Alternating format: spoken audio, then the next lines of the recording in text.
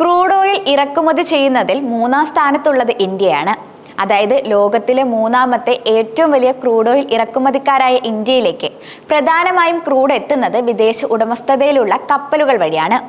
ഇതുകൊണ്ട് തന്നെ റഷ്യയുമായി ബന്ധം പുലർത്തുന്ന ടാങ്കറുകൾക്കും മറ്റും അമേരിക്ക എങ്ങനെ പണി കൊടുക്കാമെന്ന് ആലോചിച്ച് ഒടുവിൽ ഉപരോധം ഏർപ്പെടുത്തിയപ്പോൾ അത് ഇന്ത്യയെയും ബാധിക്കുകയായിരുന്നു.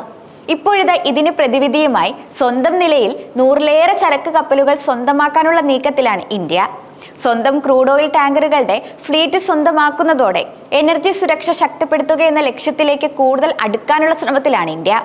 നിലവിൽ സർക്കാർ ഉടമസ്ഥതയിലുള്ള എണ്ണ കമ്പനികൾ പഴക്കം ചെന്ന കപ്പലുകളെയും അന്താരാഷ്ട്ര ഷിപ്പിംഗ് കമ്പനികളിൽ നിന്ന് വാടകയ്ക്കെടുത്തവയുമാണ് പ്രധാനമായും ഇറക്കുമതിക്ക് ആശ്രയിക്കുന്നത്.